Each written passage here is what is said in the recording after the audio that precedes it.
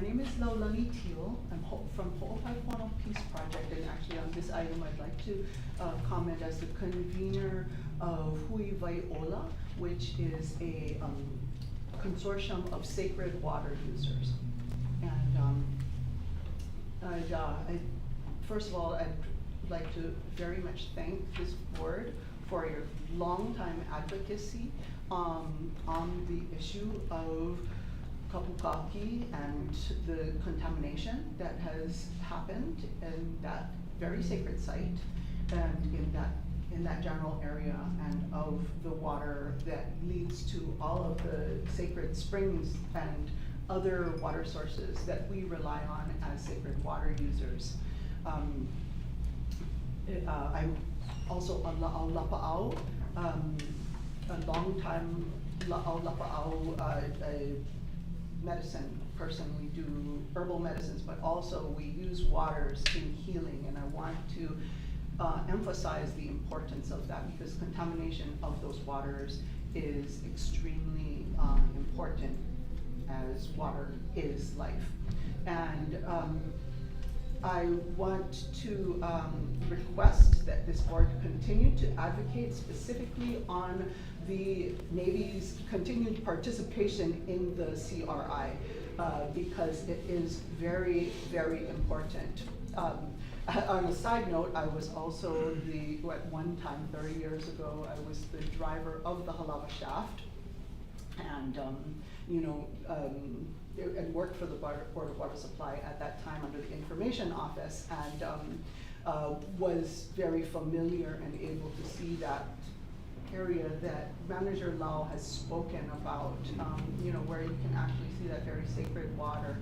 And to know that that contamination is there is very, it's deeply hurtful to all of our people. As Eolai Kawai, it's the water is absolutely life. I do want to, in that advocacy, I want to request that this board consider adding a public comment section to your board meetings as a regular thing, as is common for most boards and commissions in the state of Hawaii. And that would allow us to be able to respond to situations such as this very quickly evolving Red Hill contamination and other situations that may arise where the public would be would need to comment on a situation that may not be on the agenda at that time. So I thank you for your time, for your consideration, and e ola I ka wai. Hi, Polole, and thank you for your comments and for coming in today. Arthur Ayu, who was probably on that team when you was driving that Yeah, 30 years ago, is still lurking around the building. Yeah. He's, can't and wouldn't get rid of him. He's like such an awesome, part of this BWS Ohana. I mean, you look in the room, as a chair, I get the privilege of like signing these retirement letters as a nice woman who shall remain nameless after 30 years of service.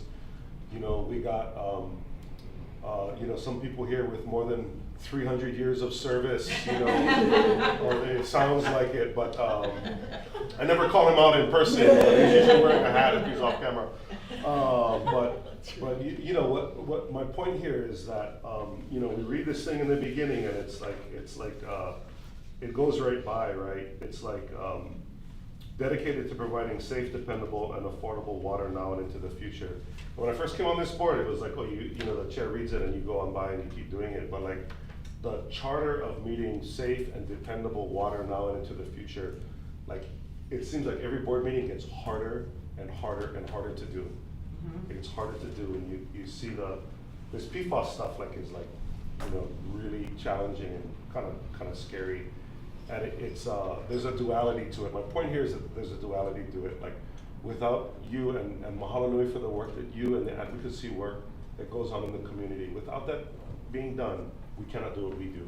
And without us advocating in the rooms that we're advocating in, we can move the work forward. We're gonna work on it together. I'm really glad that there's a dialogue here to help move this important work together. You know, in a time and space where where this work maybe went unrecognized because it was easier to meet the charter. And you know, now after all these decades of this kind of work, the subject matter expertise of people who've been doing this for a long time, largely unnoticed, is really, really critical for us to really understand these really hard, heady, you know, next to impossible to actually figure out problems, but for the really smart and dedicated people in the room. So thank you. If I may just add really quickly, Hui Viola was a successful, not plaintiff, intervener in the contested case against the 30-meter telescope for the stormwater drainage permit, which they did not receive because it did contaminate sacred waters. And I just want to mention that because it's sometimes it's very important. You have these situations that are fast moving and things happen and decisions are made and there are announcements from other agencies and you know there are all these different things that happen. It's so important to have the means to engage. So when I am requesting that this board really, really deeply consider adding that public section onto these meetings so that you will be in compliance. Yeah.